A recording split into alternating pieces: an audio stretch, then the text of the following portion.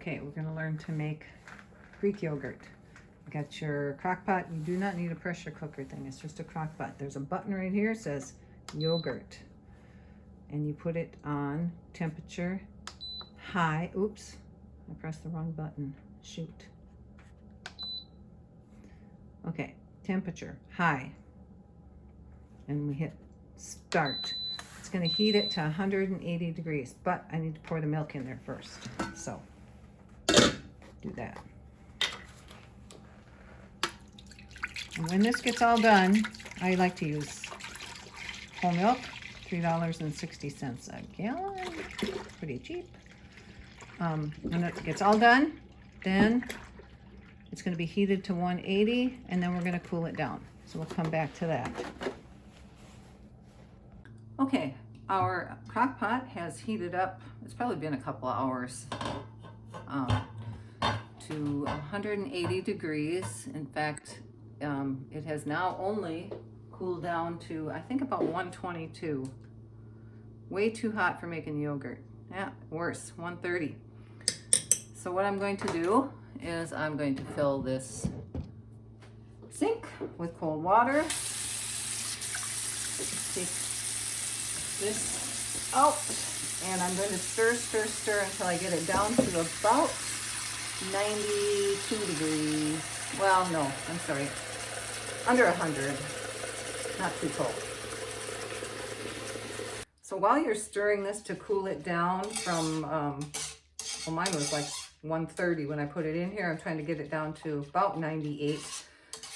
Make sure that you don't scrape the bottom, because it will always have a little bit of scorched milk on the bottom of this, and you don't want to mix that in with your yogurt.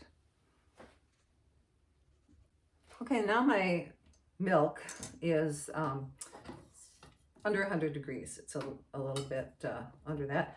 I'm going to, in this bowl, I have just some plain old Fage yogurt, like 2%, 5%. I'm going to dilute that out with my warmed, not hot milk.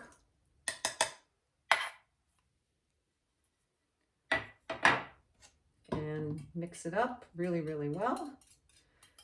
And then I'm going to add it little by little to my warmed milk to make the culture.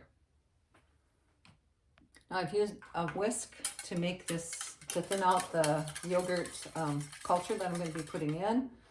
I'm going to add that in slowly. I'm going to stir a whole lot.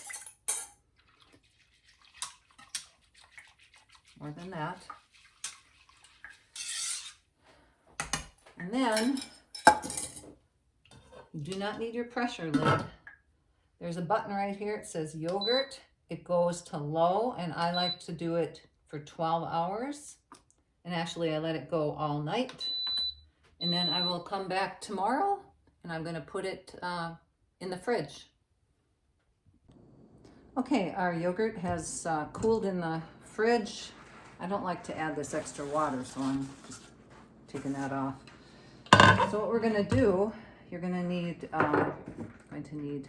these are, I don't know, Buddha or something. I don't know what they're called. But anyway, they're coffee filters. And so I just take paper, coffee filters, put them in here. You need a scoop. So you do not want to stir up your yogurt or mess with it. It will just make it runnier. Now if you like this consistency yogurt, that's fine. You can go ahead and eat it that way. I like to make mine about as thick as sour cream. So I'm going to put these in. If I have 2 of them, I will check this tomorrow morning. I used to cover them, but I don't anymore. I put this right in the top shelf of the fridge, put this back in, and wait and see what we have tomorrow. Okay, here we are. It's the next day. These are you can see the 2 things I've been draining. So you can see how much liquid comes off. Looks kind of dehydrated, but I'm making a dip that calls for sour cream. And I think I'll just use this. All right, so once you get this out and you see it's kind of thick, you just use a spatula and scrape it up the sides, and you can see how thick it is. It's a lot like sour cream. You can either put this in like a 1 cup jar and cover it and use it when you want, or like that. I'm making some dip with it today. Thanks. That's it.